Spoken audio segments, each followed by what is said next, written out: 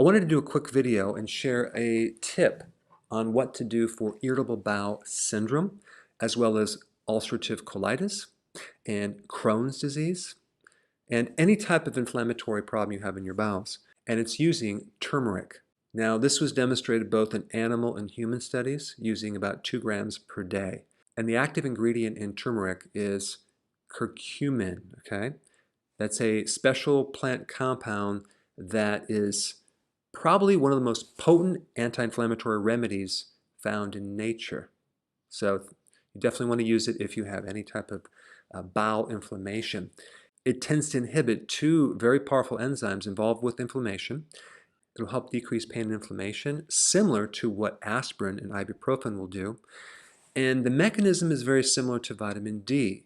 So you might even also want to add vitamin D if you have this. But turmeric is a very good thing because it's very effective and it has virtually no side effects. You can also increase the absorption 2 different ways. You take 1 tablespoon of curcumin powder and you mix it in with 1 to 2 eggs, okay, and 1 teaspoon of coconut oil. And then you basically lightly fry this and you consume that because it'll actually emulsify within the protein. You can also take 1 tablespoon of curcumin powder in 1 quart of boiling water and boil it for 10 minutes, okay, and then let it cool off and drink it within 4 hours, and it'll actually dissolve into a solution that's very easy to digest in your body. All right, check it out, and thanks for watching. If someone were to truly, objectively evaluate turmeric, okay, I don't think there's one condition, one health problem that you couldn't find some benefit from taking this right here. It's amazing. I've been growing turmeric for the last 9 months, and I finally harvested it, and my wife and I are eating it. We're just chewing it. It's like an aromatic carrot. It's not very strong, but boy, does this have some serious potent properties. But first, let me talk about how to increase the bioavailability of turmeric. Now, anytime you take turmeric in a supplement, I highly recommend you don't take it in the curcumin extract only. You want the whole plant, because curcumin is only one of many, and I'm talking about thousands of different phytonutrients in turmeric. So if you get something that says curcumin extract, also make sure it comes with the turmeric powder. Or you could just, like I said before, chew the whole thing. Number 2, black pepper or white pepper will help you increase the absorption by roughly 2,000%. The white pepper actually increases the absorption a little bit better, but they're both pretty similar. Now, what you could do if you're going to take a supplement or just consume this, you can just take a black peppercorn or a white peppercorn and just swallow it. That will help. And thirdly, add some fat at the same time you're consuming it. The question is why? Because a lot of these phytonutrients, including curcumin, are fat soluble. So in order to better absorb them, you need some fat. You can do ghee, you can do butter, MCT oil, coconut oil, olive oil, any of the fats, just a little bit. Now, the other thing to know is that these phytonutrients are a bit heat sensitive. So if you're going to put them in your foods, chances are they're not going to be as potent.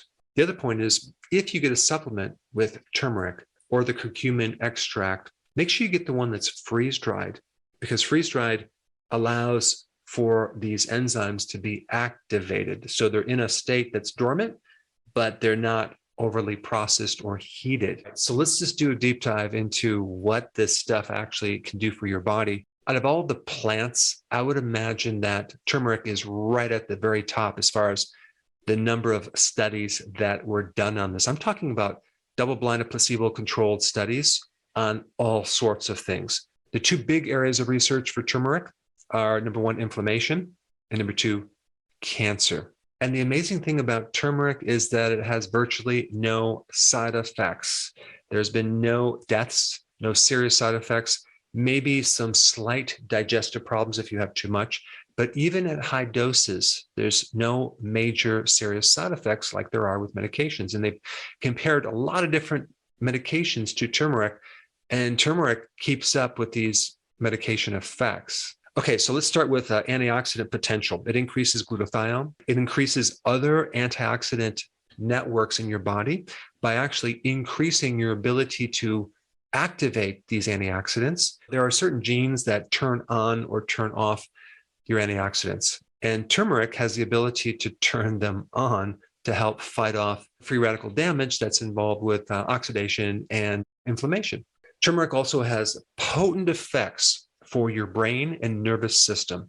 It's been tested to show significant improvements in Alzheimer's, Parkinson's, other neurodegenerative disorders. It's also been shown to decrease the formation of plaquing in the brain. It has very potent cardiovascular effects in helping lowering blood pressure, decreasing lipids, helps slowing down the formation of plaquing in arterial sclerosis and clogged arteries. It also protects that inner lining of your arteries, the endothelial layer that is usually most vulnerable to inflammation. Now, from a microbe standpoint, turmeric is a powerful antimicrobial, antiviral, antibacterial, anti-candida, antifungal, antiparasitic, anti-H. pylori.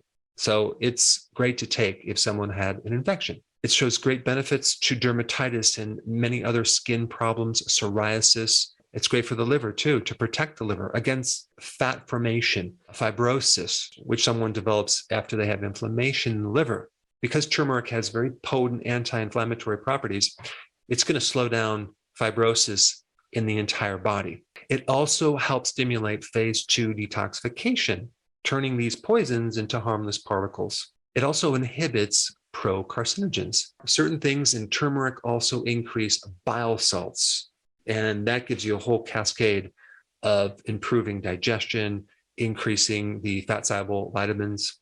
Turmeric helps support the gut mucosal lining, and that's really important to prevent autoimmune diseases, allergies, and immune deficiencies.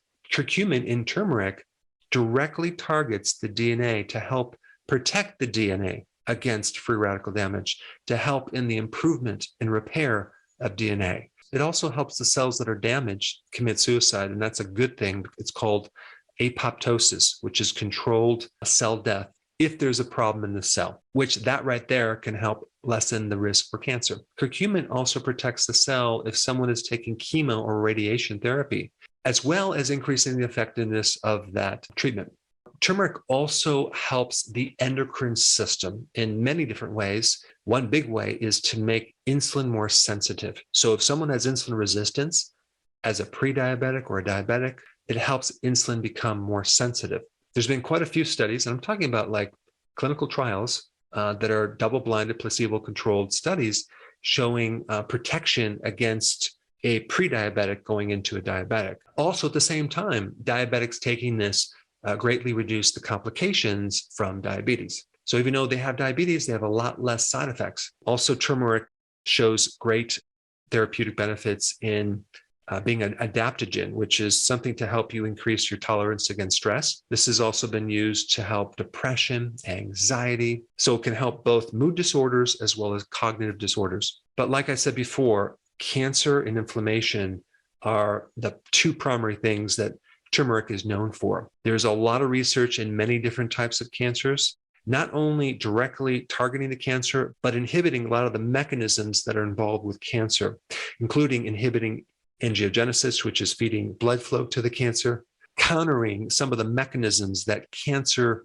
and tumor cells use to suppress your own immune system. So it actually helps your cells prevent the cancer cell from surviving. And also in one study, they found curcumin inside a colon cancer cell, which means that somehow it ended up there, which is a good thing because now that can create some really cool effects. There's many different pathways involved with inflammation. And so curcumin seems to inhibit most of those pathways, which gives a very broad spectrum approach for inflammation. I'll include one study that shows all the different medications that work for inflammation and then how curcumin mimics a lot of these medications. And so curcumin is not actually a root, it's a rhizosome, which is kind of like the stem of a plant that lives underneath the soil to help protect it. And like I said before, it's not bad, but if you're not growing it, just go to the grocery store, go ahead and buy some organic and just eat 2 or 3 of these per day to prevent a lot of problems. Delicious.